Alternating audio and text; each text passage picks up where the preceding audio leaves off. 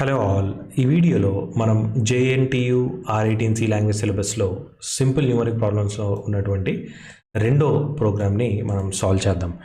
అందుకు నేను ఏం చేస్తానంటే నేను నా టెర్మినల్ని ఓపెన్ చేసి డెస్క్టాప్ మీదకి వెళ్ళి ఒక డైరెక్టరీ క్రియేట్ చేద్దాం. అక్కడ క్వశ్చన్ నెంబర్ 2 అని ఆ డైరెక్టరీలోకి పోయి VS కోడ్ని ఓపెన్ చేద్దాం.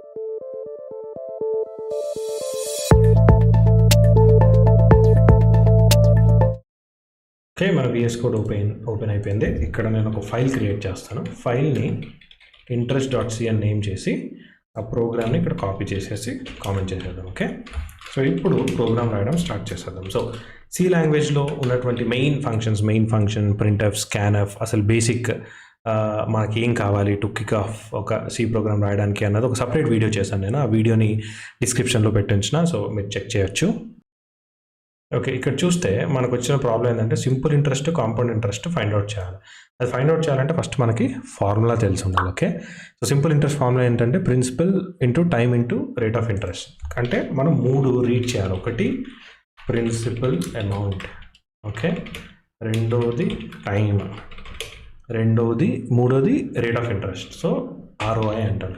సో ఎప్పుడైనా మనీకి సంబంధించింది కాబట్టి డాట్ 2 డిజిట్స్ ఉండొచ్చు, అవునా? మన క్రెడిట్ కార్డ్ కానీ చాలాసార్లు మనీని .00 ఇంకో 2 డెసిమల్స్ వరకు యూజ్ చేస్తారు కాబట్టి మనం ఫ్లోట్ డేటా టైప్ని యూజ్ చేద్దాం ఇంట్ బదులు. ఓకే, ఇప్పుడు మనము యూజర్ని అడుగుదాం.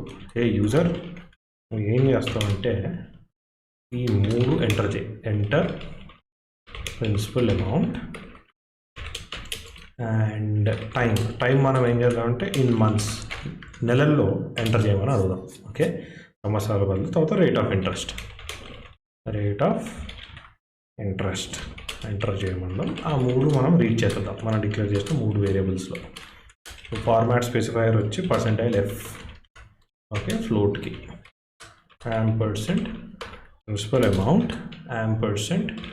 Time, %ROI, rate of interest.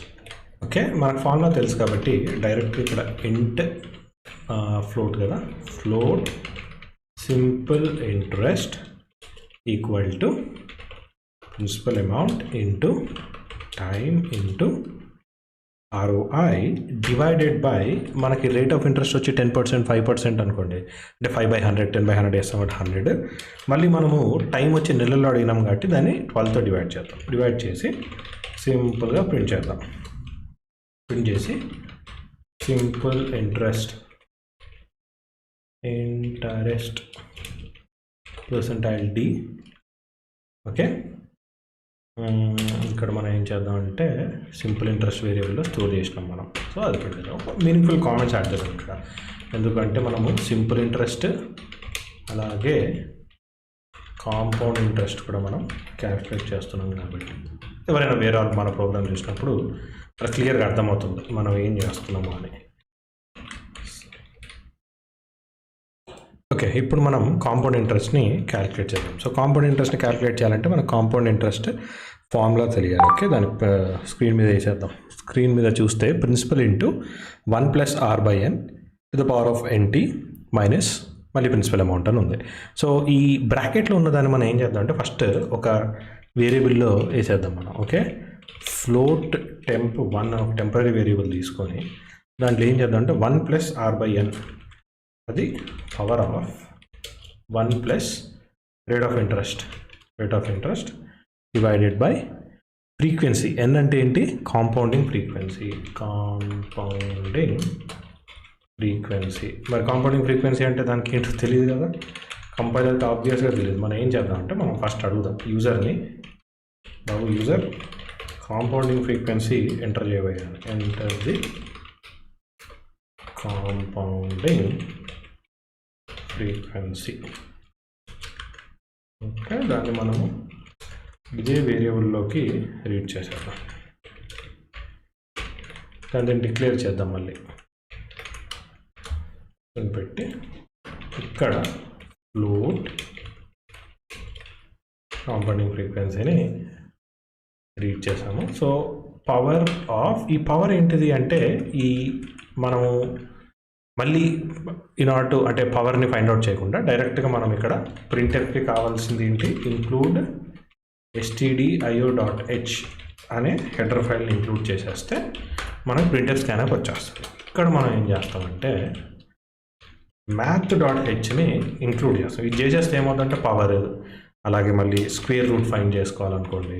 So అవన్నీ ఆ ఫంక్షన్స్ అన్నిటికీ డెఫినేషన్స్ ఈ math.header ఫైల్లో ఉంటాయి. మళ్ళీ మనం దాన్ని స్పెసిఫిక్గా రాయాల్సిన అవసరం లేదన్నమాట.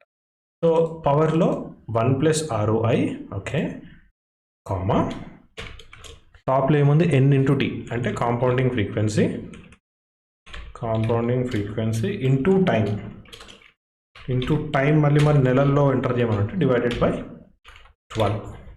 ఓకే, ఇక్కడ మనం చూస్తే పవర్ ఆఫ్ x, y అని ఉండాలి. సో తీసేద్దాము. అండ్ అలాగే రేట్ ఆఫ్ ఇంట్రెస్ట్ కూడా మనకి 5/10, 5/100,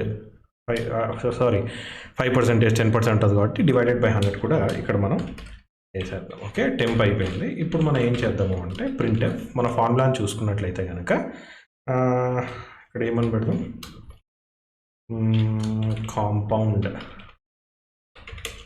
ఇంట్రెస్ట్ ఈక్వల్ టు అని పెట్టి కాంపౌండ్ ముందు ఇక్కడ ఒక ఫ్లోట్ కాంపౌండ్ ఇంట్రెస్ట్ అని ఒక వేరియబుల్ని డిక్లేర్ చేసి అక్కడ ప్రిన్సిపల్ అమౌంట్ మైనస్ మనం ఏముంది మన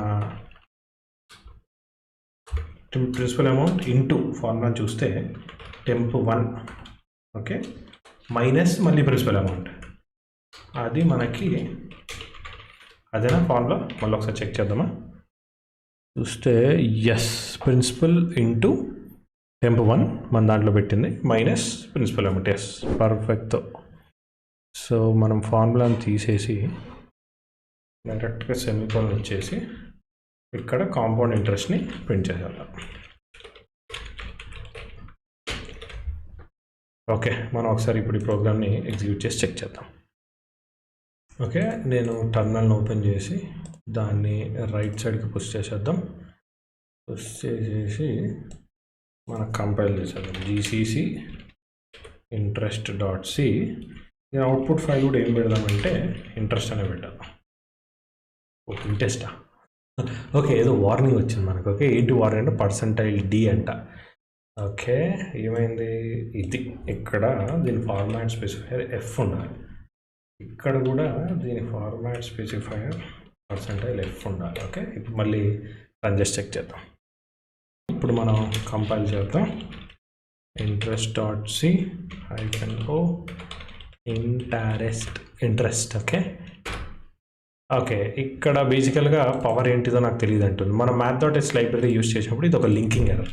అందుకు మనం ఏం చేయాలి అంటే -lm అని పెడితే ఇట్ విల్ వర్క్. సో మనకి ఇప్పుడు ఏం ఎర్రర్స్ రాలే, ప్రాపర్ లింకింగ్ కూడా జరిగిపోయింది. ఇప్పుడు దీన్ని ఎగ్జిక్యూట్ చేసి చూద్దాం. Okay, interest, so principal amount ఒక 10,000 వేద్దాం, 24 అంటే 2 సంవత్సరాలు వేద్దాం. తర్వాత రేట్ ఆఫ్ ఇంట్రెస్ట్ వచ్చి 10% పెడితే జనరల్గా సింపుల్ ఇంట్రెస్ట్ 2,000, కరెక్ట్. సంవత్సరానికి 1,000 రూపాయలు అవుద్ది, 2 సంవత్సరాలకి 22,000 అవుద్ది. అలాగే enter the compounding frequency annually అనుకుంటే కనుక 2,100 compounding. Okay, compounding interest or compound interest. మనం ఇక్కడ చూస్తే అవుట్పుట్ అస్సలు బాగాలేదు. సో అవుట్పుట్కి మనం ప్రాపర్గా న్యూ లైన్స్ పెట్టాలి.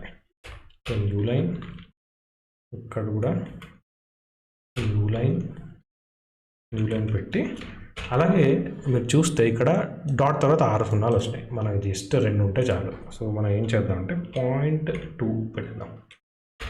0.2f, ఇక్కడ కూడా 0.2f పెట్టేసి సేమ్ మళ్ళీ కంపైల్ చేసి రన్ చేద్దాం.